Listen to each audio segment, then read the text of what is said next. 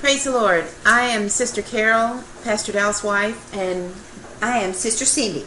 And we're going to talk to you some today about women's health and some concerns about things that, since women do most of the purchasing for their households, just some things that might help in some of your shopping that you're doing and what to look for. So, Cindy, what do you have to start with? I want to talk about iodine first of all.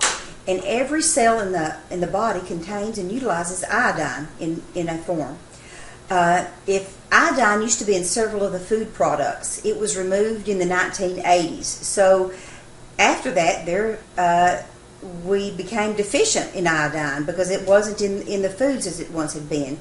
And in the body, a deficiency of iodine predisposes people to an increased risk of breast, prostate, endometrial, and ovarian cancer.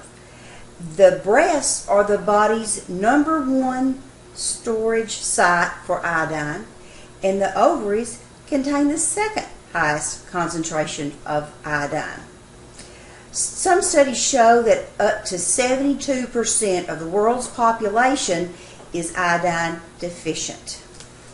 Iodine is also essential for all the thyroid hormones. And a lot of people are having thyroid trouble this day and time. So you need to find a good source of iodine and take it. I personally stay away from iodine that is more potassium based. But iodine is very important in the diet, in the body. Do you have anything to add to iodine? How much iodine would you suggest for someone to take that's never taken it before? If they have a lack of energy, I would start with 5 drops, and if they don't notice by the second day an increase in energy, I would up the drops until they, felt an increase in energy. And the thyroid is lacking iodine in our time. Yes, thyroid, breast, and ovaries, everything, because it's not in the food that it once was in. And so many women today, I have noticed, have thyroid issues, which causes weight gain, lack of energy. They could even be somewhere in their 30s and still can't play with their children. So I do see that a lot. And the goiters. Oh, okay, that's right. Goiters that's are right, the goiters. Lack of iodine. And if you have a goiter, you can even put the iodine right on the goiter. Okay, what about the chemical? What do people do for their thyroid, Cindy, if they go to a doctor, and what are the effects of that? Most people get on Synthroid or another form of Synthroid, generic form, and that actually, mostly they're on that for life. You don't come off of it. Then there is such thing as Armour Thyroid, but mainly you need to find out what the problem is, correct the problem. Synthroid will never correct the problem. You stay on it. Sure. There are herbs that help correct the problem, and then you go off the herbs and you don't have to keep taking them. Thyroid is actually repaired and fixed. Wonderful. And also the thyroid is a main organ that is affected by toxins in the body. So it's very delicate. So if there's toxins in the body, it'll go right to everything. Yes, it sure does.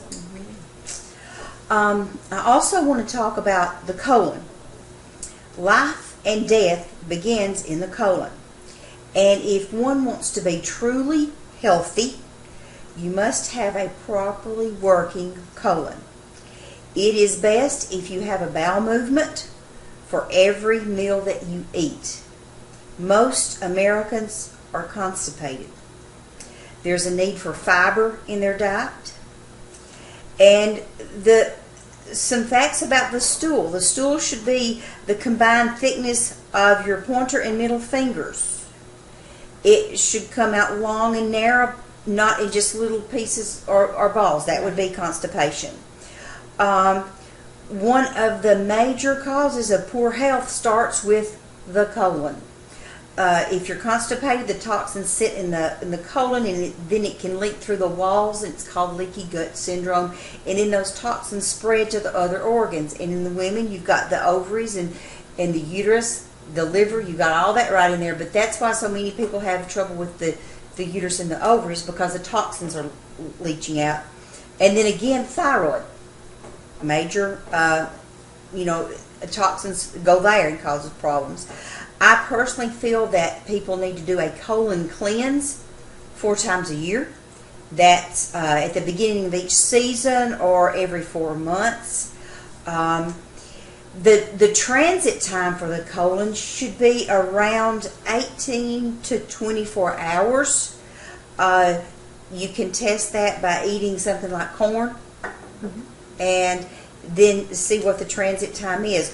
Most Americans have a transit time of 72 hours, and that means the toxins are just sitting there for that long and just rotting. That's not good. And for some people, actually have a bowel movement once every 3 or 4 days.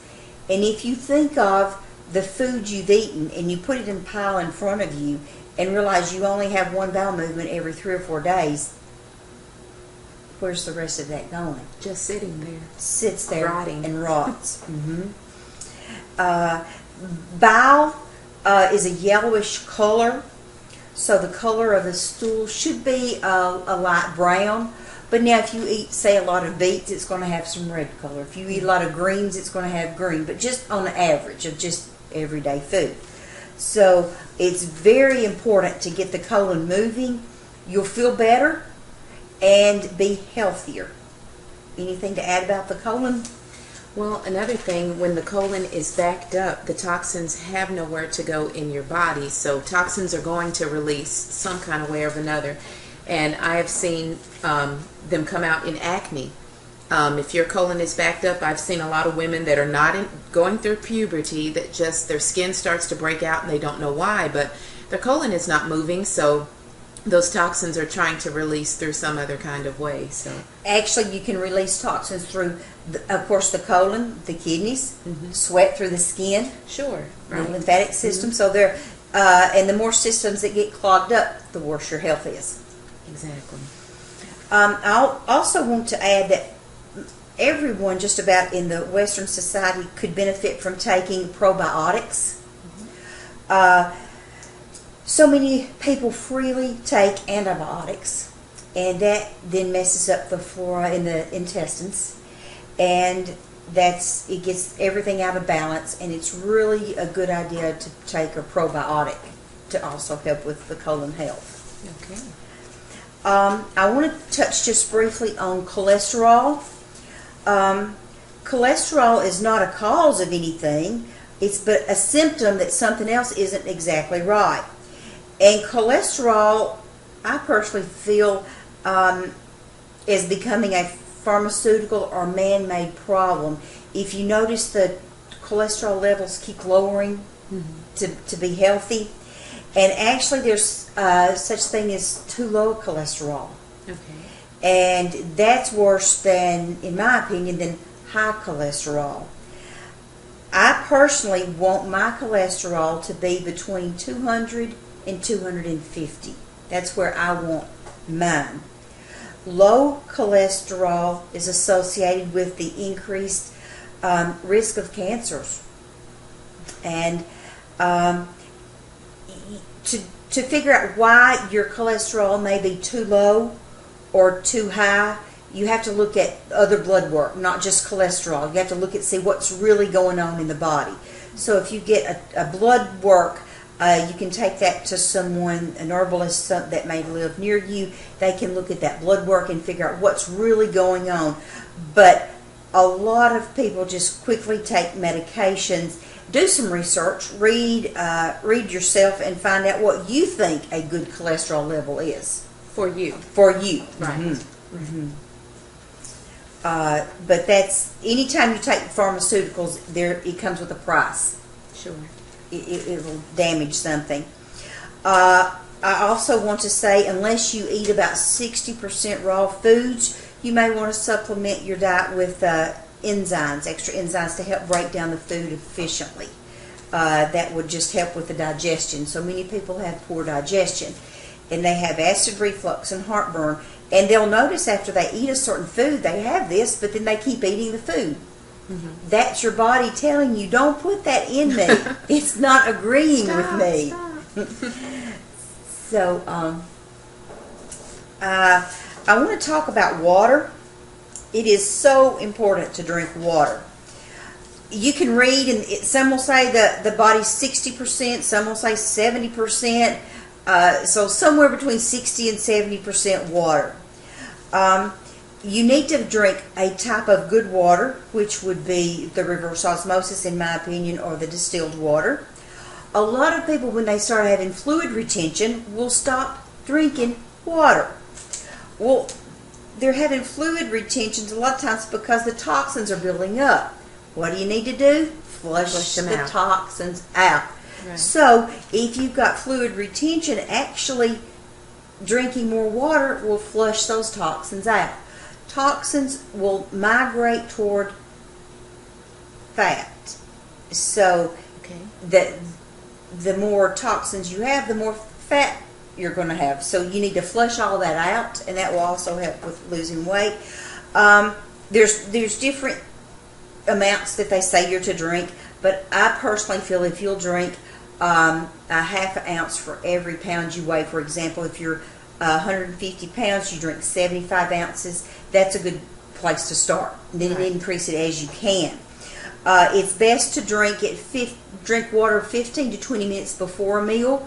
If you drink it with the meal, it can water down the enzymes in the stomach that will hinder digestion. Okay. And then drink it about an hour to 2-3 hours after a meal.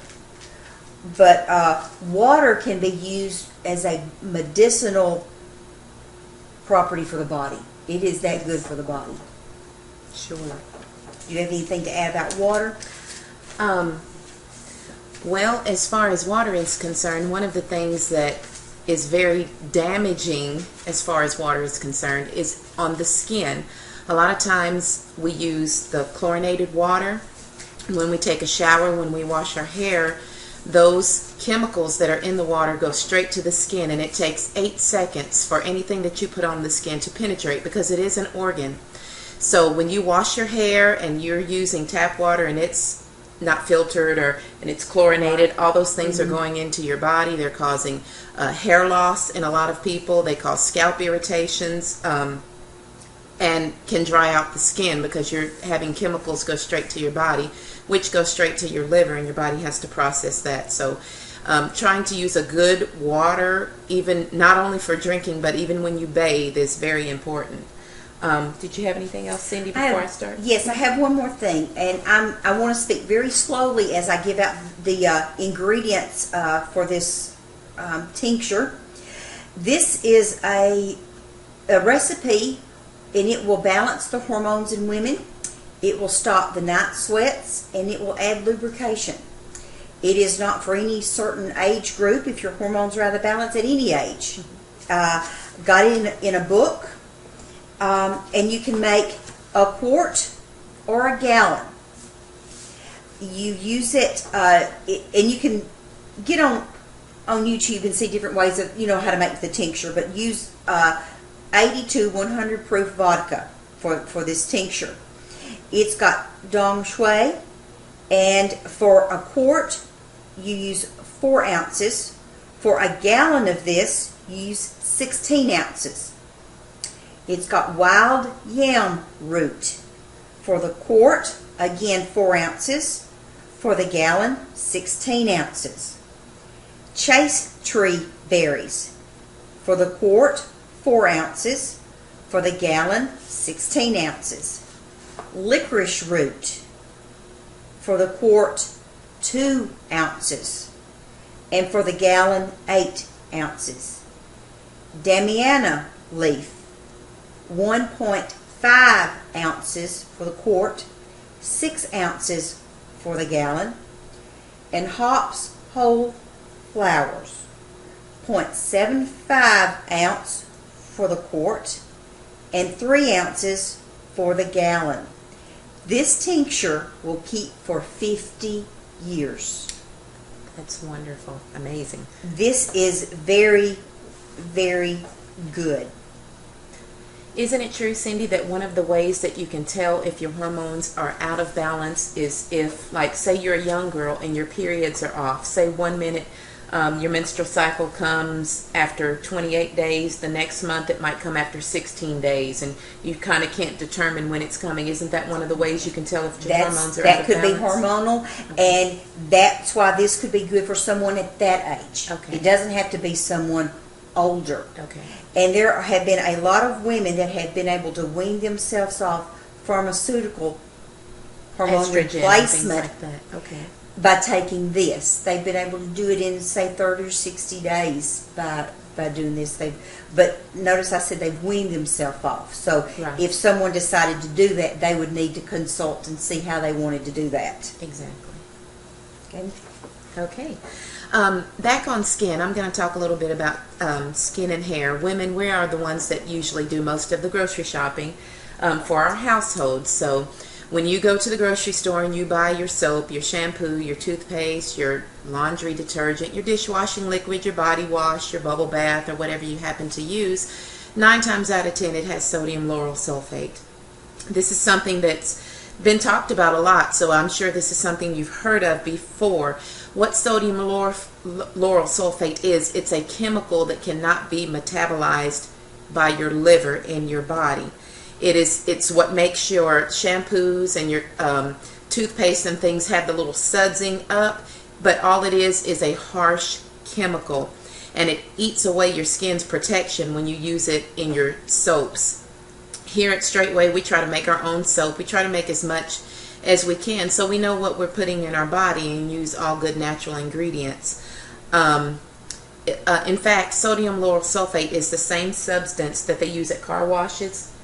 In garages, they put it on the floor to get the grease up. It's a degreaser, and you're using this in your hair or in your skin. Once it's in the skin, it mimics the activity of a certain hormone in your body, and which causes a lot of health problems, such as PMS, increase of breast cancer. Even in men that use soaps and some of the other things with sodium lauryl sulfate, it can decrease the male fertility. So a lot of these things that we wouldn't think that are harmful, that, oh, it's just my shampoo or my toothpaste, but they really are harming your body. And as far as skin is concerned, a lot of women are concerned about premature aging and wrinkles and things like that. One, makeup is full of chemicals, and you constantly put that on your skin every day, which soaks into the skin, causes more skin damage, which causes more wrinkles. The cold weather or the hot weather are all damaging to the skin, which the sun's rays, we need the vitamin D from it, but we don't need the damaging rays from it. So there's ways you can combat that. Lotions have all kinds of chemicals in them and things, and you put them on your body to try and moisturize your skin. And the best moisturizer, to be honest, is water. Good clean water. So one of the ways I would suggest for your skin, your face also, especially if you're going to be out in cold weather or hot weather, when you get out of the shower or the tub while your skin is still wet, you can use a natural oil to coat the skin and leave it on your skin for at least 8 seconds so that it can penetrate into your skin, and then you dry off. And after that, I promise you, you don't need lotion.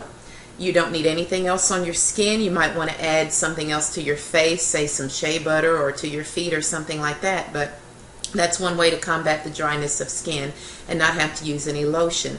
Another way, especially in cold weather, if you're going to be outside or doing physical activity outside and it's cold and the wind's blowing, what I do is I spritz my face with some water because I just want natural moisture.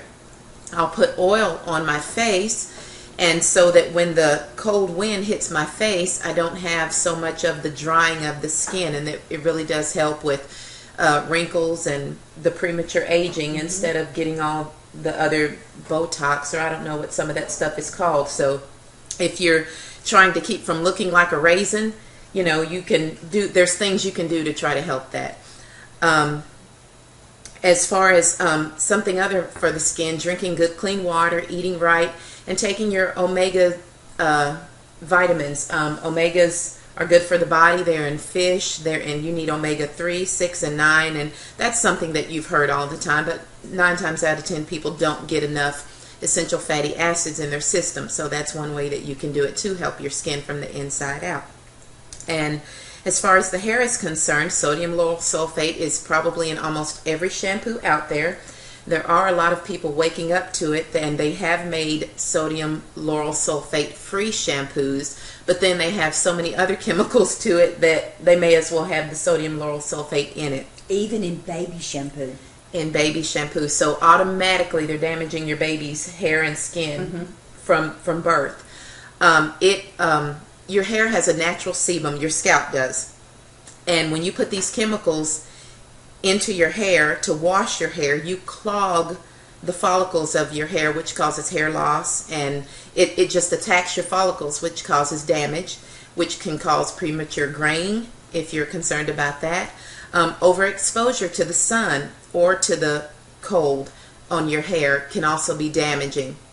Another way around that is from your ear, if you wear any length on your hair, from your ear down, none of that receives any of the sebum from your scalp. So another way to try to combat, you think, oh, my hair feels so ratty or something like that. Take a little bit of oil and put it on your hair, tie your hair up at night, and the next morning you'll have a softer texture to your hair, and the wind won't be as damaging to it. So that's just a few ways that you can try to combat some of those things.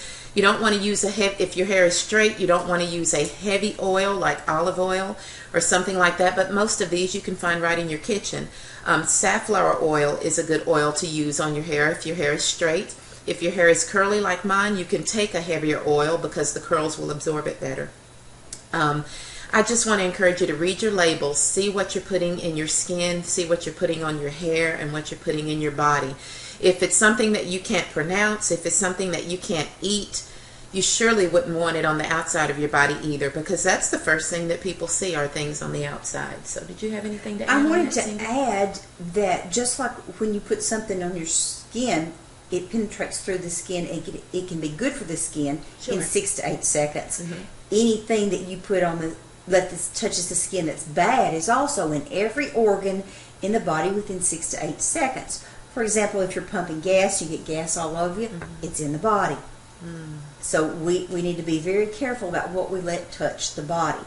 Also, it occurred to me that women, as they're shopping, need to look for the monosodium glutamate, MSG. It's in a lot of the foods. It's a flavor enhancer, but you can look it up, you can read about it. It is not good. It's not good for the body. It's a direct link to cancer. And if, as women are shopping, they need to stay away from the food colors, the red number, whatever. There's several. The yellow, the blue. Red dye number 40. Yeah. Stay away from that. That will not be good for the family. And I think we may touch on yeast at a later time, because that's a pretty long topic in itself. Sure. And most women have had an experience with yeast or either have yeast today, and there are herbs that can help with that situation and other things that you can do to alleviate that. So, well, we thank you. We hope this has been helpful to you. We appreciate everyone watching, and stay tuned. There'll be more, I'm sure. Y'all have a good night. And make the female formula. And drink plenty of water. Bye-bye.